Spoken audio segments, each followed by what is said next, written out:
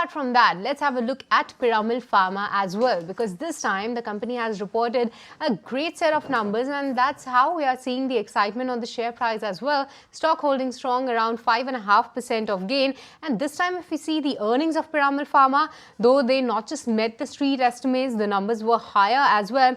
And apart from that, the CDMO business, what the company guided like 3-4 quarters back that they're going to be doing well in that is seen to be flaring better. So let's understand more about the internals and the outlook from the management itself. We are being joined by Nandini Piramal, Chairperson of Piramal Pharma. Hi Nandini, a very good afternoon, and thank you so much for your time to ET Now.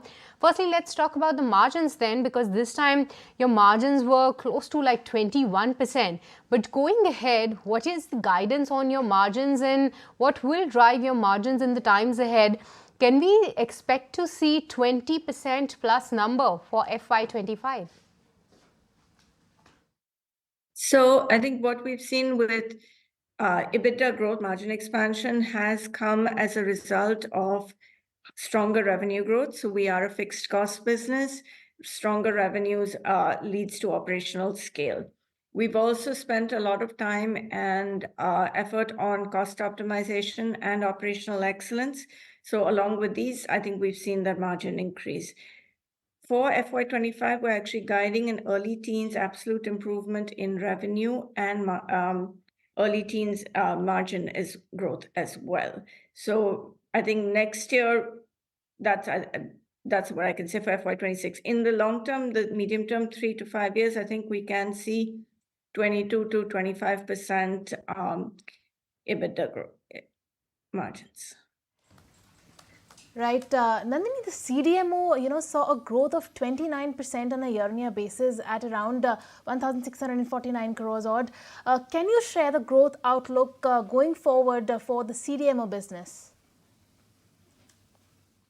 So we're expecting, I think, for PPL overall in early teens revenue growth.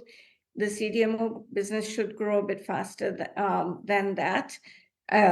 Whereas as well as India consumer products. All right, and also Nandini, if we talk about your internals then the complex hospitals generic, that segment has actually seen a decline of 5% on a YY basis. Just wanted to understand that because of the pricing, we have seen a pressure in the quarter gone by. But going ahead, do you believe that there could be some reversal in this particular segment in terms of the positive side, and what is the overall outlook? So this is a generics business. You will see some, price declines in that, and that's going to continue to see. We will see that. However, we're actually quite optimistic about the medium-term growth of the business. We're expanding capacities at our plant in Digwal, Telangana, as well as the Dahej, Gujarat, and that will give us the opportunities to play in the rest of world markets where we don't have as much of a presence. Additionally, we're also looking at launching new products under development.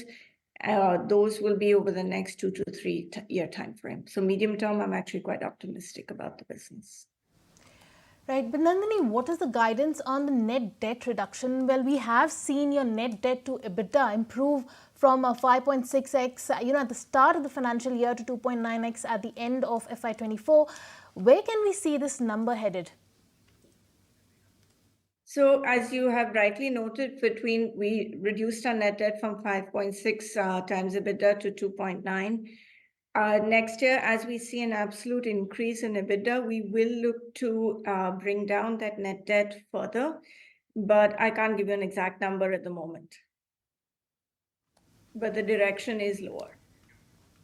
Okay, but the direction is on the lower side for the guidance. But Nandini, we understand that this is a difficult biotech funding environment, and what is all these companies are also highlighting, and they're also pointing out that maybe in the second half of FY25, where we can see this whole environment and the business dynamics improving for the industry. What's your sense on the industry growth outlook, and especially with respect to the US biotech funding?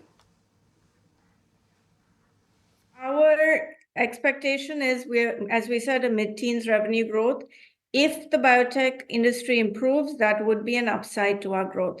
We haven't factored that in yet because I think as of right now, it's too early to say. Well, Nandini, you also spoke about the new product launch that, as you mentioned in your previous answer, but tell us about the product launch pipeline then for FY25. So in CDMO business, actually this year, in the last FY24, we saw our on-patent business that comprises of about 50% of our overall business. For that, that's been a big shift for us because over last year it was 45%. And for the first time, our trajectory is like more, it becomes almost a majority of our business. So that's something that we're very excited about. As we go forward next year, we think in the CDMO business, the on-patent commercial business should increase, as well as our differentiated offerings and the sort of commercial products. So I think this is what excites us as well. In the India consumer products, we've launched about 150 new products over the last 3 years. We're going to continue to launch new products. We're particularly excited about our new men's range, Bohem, and we see that as a very exciting market to play in. All right, Nandini, thank you so much for joining us today on the show. And well, with that, viewers, let's begin with a countdown of all the stocks